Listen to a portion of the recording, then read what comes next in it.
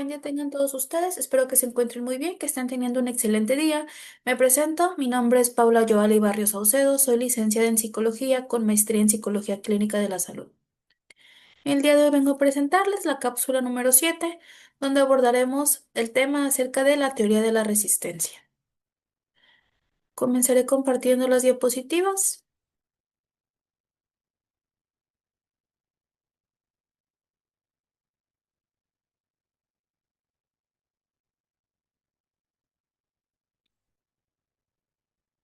La teoría de la resistencia surge en el marco de la sociología crítica de la educación, especialmente como respuesta a la teoría de la reproducción, que señalaba que la escuela funcionaba principalmente como este mecanismo para mantener y legitimar las desigualdades sociales.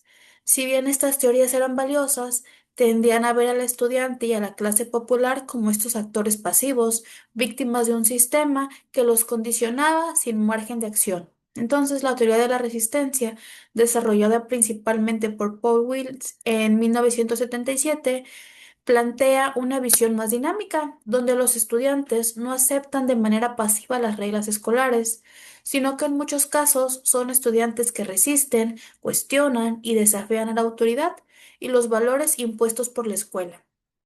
Esa resistencia puede expresarse en actitudes, comportamientos y formas de organización que revelan la capacidad de los actores sociales para poder enfrentar el poder.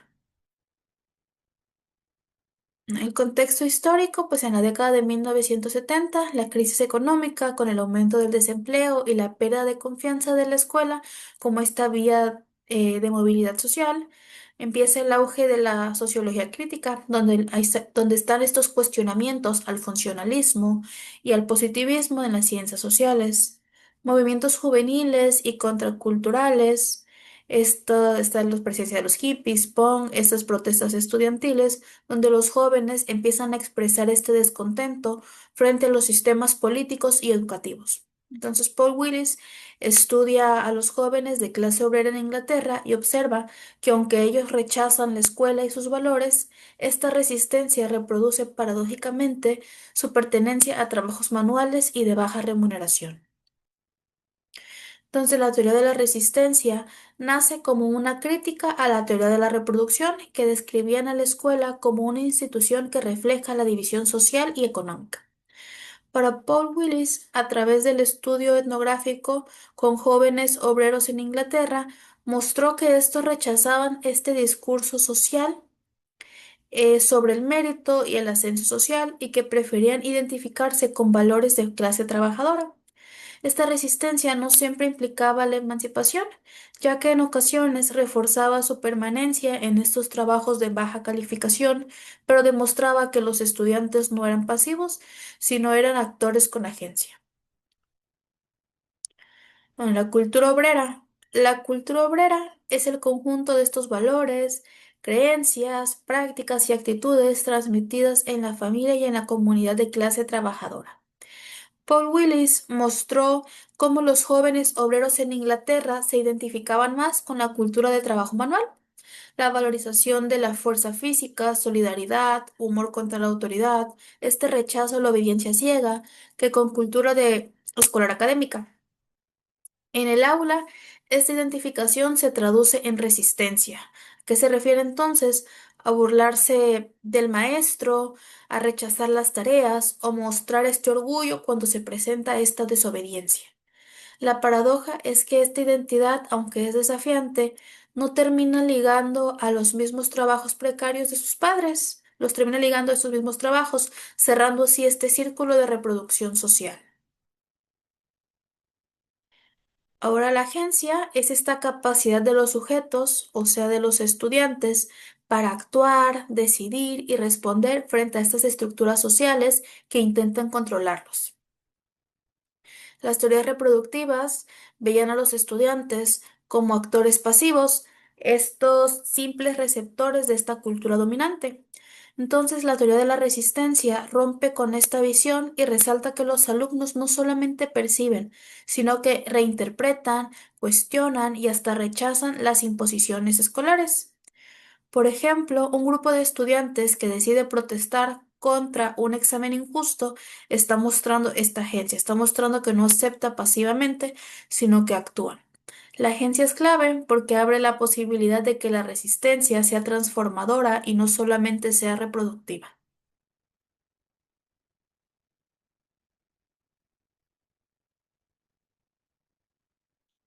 Bueno, la teoría de resistencia reproductiva y la resistencia productiva. La resistencia reproductiva es aquella donde la forma es aquella forma de resistencia que aunque es desafiante, en apariencia termina reforzando el mismo sistema en que se quiere cuestionar. Por ejemplo, estudiantes que rechazan a la escuela, que no estudian, la abandonan, lo cual los condena a estos empleos mal pagados, empleos mal remunerados. Entonces reproducen este ciclo de desigualdad. En palabras de Willis, la burla hacia la escuela se convierte en un camino rápido a los mismos trabajos manuales de la familia. La crítica es que muchos jóvenes confunden esta rebeldía con la liberación, pero su resistencia los deja aún más limitados en estas oportunidades. En cuanto a la resistencia productiva, entonces, es aquella forma de resistencia que abre posibilidades ahora sí a un cambio real en el sistema educativo o social. Implica cuestionar estas normas injustas y actuar de manera colectiva para transformarlas. Por ejemplo, estos movimientos estudiantiles que exigen una educación gratuita o esta educación de calidad, estudiantes que luchan por la inclusión de currículum interculturales, o jóvenes que usan las redes sociales para denunciar esta discriminación en las escuelas. Entonces, la resistencia no solamente rechaza, sino que es una forma de proponer alternativas emancipadoras. ¿Cuáles son los principales planteamientos de la teoría de la resistencia? Pues está esta agencia estudiantil, que los estudiantes tienen la capacidad de acción y crítica y no son solamente estas víctimas pasivas. La resistencia activa y simbólica puede manifestarse en conductas abiertas, como lo son las protestas, huelgas y confrontación con docentes, o en formas sutiles, como es la ironía, el desinterés o la creación de subculturas dentro de esta institución escolar. La escuela como un espacio de lucha, entonces la escuela es un lugar donde se enfrentan los proyectos de dominación y proyectos de emancipación. Y la contradicción en central, la resistencia, aunque es desafiante, no siempre genera esta emancipación. En ocasiones refuerza la marginalización al excluir a los jóvenes de credenciales educativas que son necesarias para ascender. Manifestaciones de la resistencia en el ámbito escolar, entonces, podemos encontrar la resistencia individual, colectiva, cultural, estos movimientos estudiantiles y hasta una resistencia silenciosa. La resistencia individual es la indiferencia hacia las normas, el incumplimiento de tareas, contestaciones directas al profesor. La resistencia colectiva ya va enfocada en la creación de estos grupos o subculturas juveniles que valoran más la amistad, la solidaridad de clase o la música que el éxito académico. La resistencia cultural, el uso de la moda, el lenguaje, el arte, el humor, como formas de desafiar la cultura escolar oficial.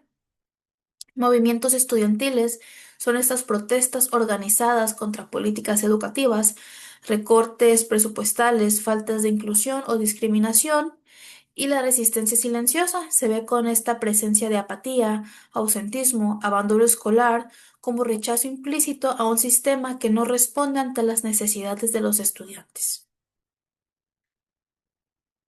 En cuanto a los autores, pues hablamos de que el autor principal es Paul Willis, que es el que documenta cómo jóvenes obreros británicos rechazan la escuela porque la perciben como inútil y prefieren identificarse con la cultura de la clase trabajadora, pero esto no se queda aquí, sino que posteriormente Henry plantea la necesidad de la pedagogía crítica que canalice la resistencia hacia la emancipación social. Michael estudia cómo los currículos reflejan ideologías dominantes y cómo los estudiantes la cuestionan, y Peter analiza la resistencia desde esta perspectiva cultural y posmoderna, señalando la importancia de la identidad y la subjetividad. ¿Cuáles son estos tipos de resistencia entonces? Tenemos la resistencia abierta, encubierta, cultural, productiva y reproductiva. Las dos últimas ya las mencionamos anteriormente, pero la resistencia abierta pues se ve a través de protestas, huelgas estudiantiles, manifestaciones en la escuela.